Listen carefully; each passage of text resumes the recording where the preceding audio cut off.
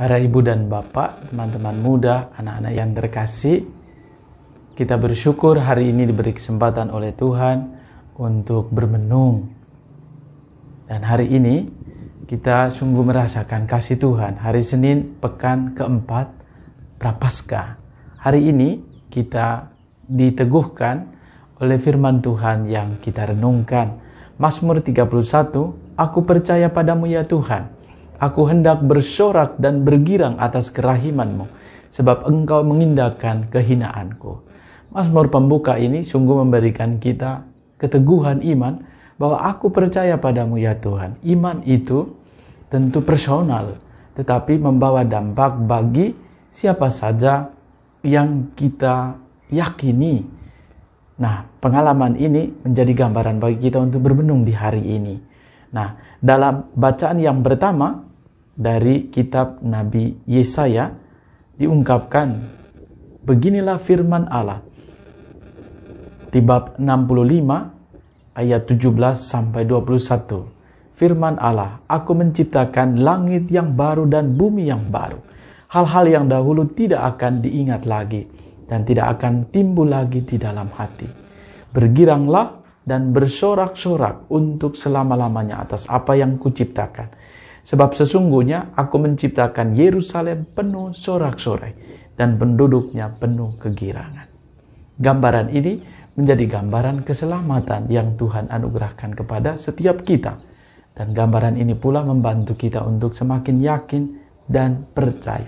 Dan Injil hari ini sangat menarik.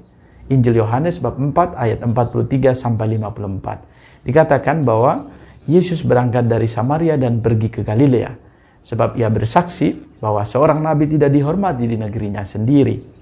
Namun setelah Yesus tiba di Galilea, orang-orang Galilea pun menyambut dia karena mereka telah melihat segala sesuatu yang dikerjakan Yesus Yerusalem pada pesta itu, sebab mereka sendiri pun turut ke pesta itu. Maka Yesus kembali lagi ke Kana di Galilea, di mana ia membuat air menjadi anggur. Dan di Kapernaum, nah ini kisahnya, ada seorang pegawai istana yang anaknya sedang sakit. Dan inilah pengalaman seorang pegawai istana. Lihatlah bahwa pergilah ia kepada Yesus, lalu meminta supaya Yesus datang dan menyembuhkan anaknya. Sebab anaknya itu hampir mati. Maka kata Yesus kepadanya, jika kamu tidak melihat tanda dan mujizat, kamu tidak percaya. Yesus menantang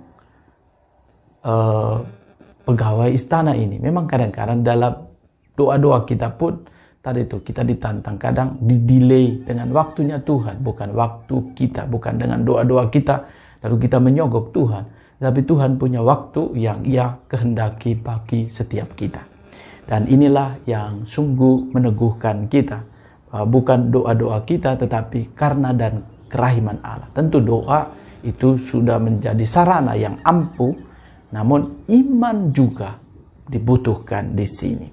Pegawai istana itu berkata kepada Tuhan, datanglah sebelum anakku mati. Maka kata Yesus, pergilah, anakmu hidup.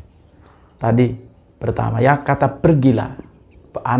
Pegawai istana ini pergi kepada Yesus. Dia bergegas keluar dari dirinya dan mendatangi Yesus. Dan sesudah itu Yesus berkata, pergilah, anakmu hidup. Sini ungkapan bagaimana pribadi seorang pegawai istana itu mau keluar dari diri, datang pada Yesus. Kita pun sungguh yakin ya bahwa dalam doa-doa kita pun datang pada Yesus dan pada akhirnya memperoleh keselamatan, kesembuhan bila kita percaya. Dan gambaran ini menjadi seruan yang menarik bagi kita sekalian. Nih, di dalam buku Rua yang kita pakai ini, itu di halaman 288 dikutipkan di situ ungkapan Santo Agustinus yang sangat menarik. Aku percaya supaya mengerti, dan aku mengerti supaya percaya lebih baik. Atau dalam ungkapan yang lain, fides queres intellectum. Itu bahasa yang keren. Tetapi tentu sama maksudnya bahwa saya beriman, juga saya perlu mencari pengetahuan. Sehingga pada akhirnya saya perlahan-lahan dituntun semakin percaya. Nah, terkadang kita percaya begitu saja, namun juga perlu pemahaman. Dan yakinlah bahwa memang benar iman itu tidak segalanya bisa dipahami, tetapi bisa diyakini. Namun perlu juga mengkritisi imanku. Apakah saya beriman karena orang lain beriman, lalu saya beriman? Ataukah saya punya pengalaman perjumpaan pribadi dengan Tuhan? Ini yang membedakan. Mari kita mohon agar hari ini kita diteguhkan dan berkat kekuatan iman akan Tuhan, kita semua juga semakin dituntun dan diberkati. Mari kita mohon rahmat dan kasih Allah. Allah yang penuh kasih, kami bersyukur atas firman-Mu yang menguatkan dan meneguhkan kami. Sudilah Engkau senantiasa mendampingi dan menyertai iman kami yang terkadang bertumbuh, kadang juga rapuh. Semoga di saat pandemi ini kami semakin menumbuhkan iman akan Dikau. Anugerahkanlah berkat-Mu untuk saudara-saudariku yang merayakan hari ulang tahun kelahiran hari ini, dimanapun mereka berada. Juga untuk yang ulang tahun perkawinan, berkatilah keluarga-keluarga-Mu. Juga untuk sesama saudara yang sungguh mengharapkan belas kasih-Mu dan juga uluran tangan penyembuhan kasih-Mu sendiri. Semoga Engkau menganugerahkan kesembuhan bagi mereka sesuai dengan kehendak-Mu. Ini semua kami mohon demi Kristus Tuhan dan pengantara kami. Tuhan menganugerahkan berkat bagimu, keluarga dan komunitas, Bapa, Putra, dan Roh Kudus. Amin.